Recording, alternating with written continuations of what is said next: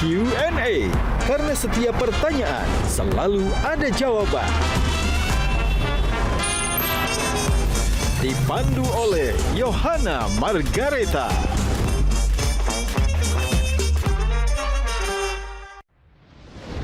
Bismillahirrahmanirrahim. Assalamualaikum warahmatullahi wabarakatuh.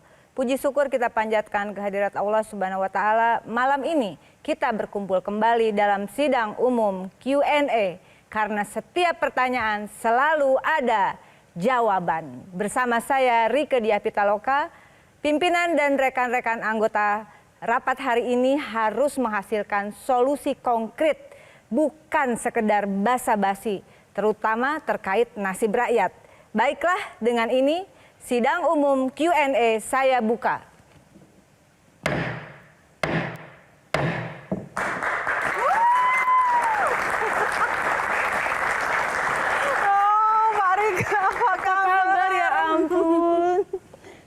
Gimana? Suasananya sudah kayak sidang umum beneran nggak teman-teman ya? Silakan berjabat tangan dengan panelis kita. Kita berikan tepuk tangan untuk Kak Fadila. Mau jawab apa? Ainaya Wahid. Ada Bang Pangi. Tepuk tangan dong. Teman lama ya. Aduh ya ampun. Ketua DPR aslinya ini. Iya.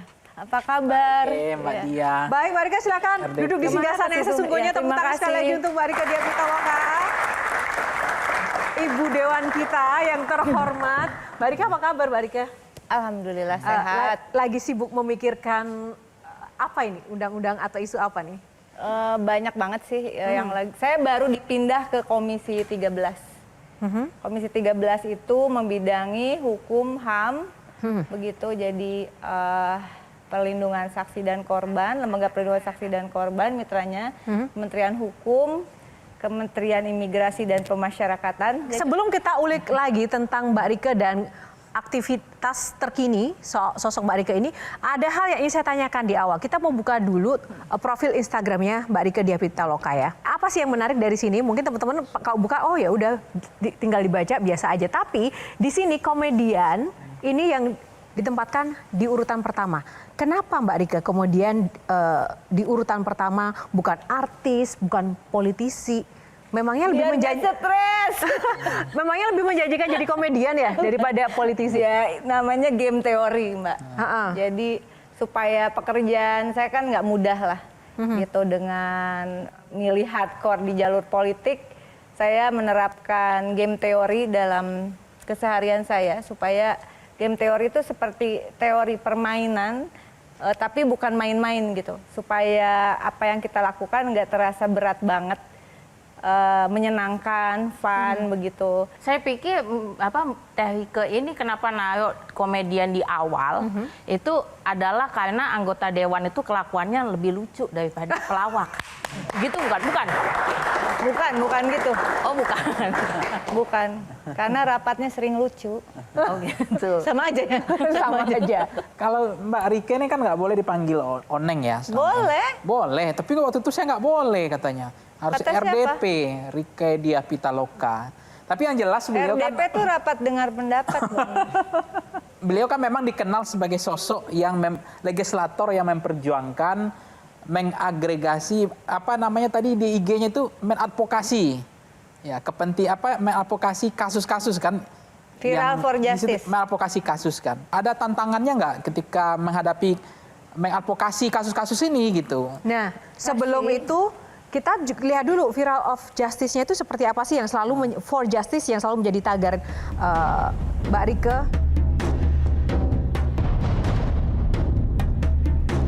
Viral for justice. Selamatkan. Ini bendungan please jangan diefisiensi.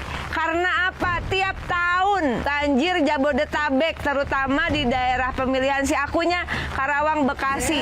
Terinspirasi dari kasus child grooming, saya salah satu inisiator undang-undang penghapusan kekerasan seksual. Tetapi memang secara jujur belum ada definisi aturan hukum perlindungan terhadap saksi dan korban yang eksplisit, tegas, dan itu komprehensif, termasuk di dalam Undang-Undang Perlindungan Anak. Saya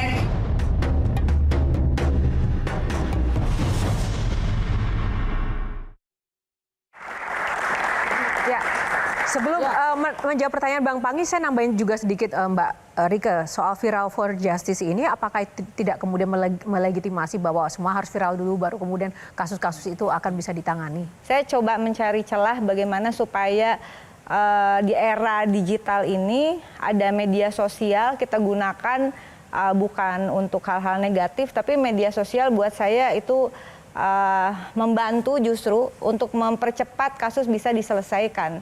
Semuanya jadi lebih terbuka begitu, dan karena dulu saya 4 periode di DPR, dulu belum ada medsos begitu, dan ketika kita mencoba membongkar kasus-kasus besar, kasus korupsi seperti itu, bukan tidak ada intimidasi, ada intimidasi. Yang paling mengerikan sampai apa? sekarang pun ada intimidasi. Yang paling mengerikan intimidasi yang pernah dialami. Yang paling membuat Mbak seorang dia pernah diancam dibunuh lah segala macam gitu ya. Terus kemudian rumah saya dilemparin, sampai dilemparin, diteror pakai bangkai anjing kepala anjing hitam gitu. Nggak takut, nggak kapok Mbak? Saya nggak takut lah. Orang anjing mati ya. Kalau anjing hidup saya kabur. Jujur aja ya, ketika kita melakukan beberapa kasus korupsi besar misalnya, itu tentu saja bukan hal yang tanpa resiko ya, tanpa resiko. Tapi dengan adanya media sosial, orang jadi tahu kita mengerjakan apa. In my opinion, itu juga bagian proteksi bagi saya dan terutama anak-anak saya begitu.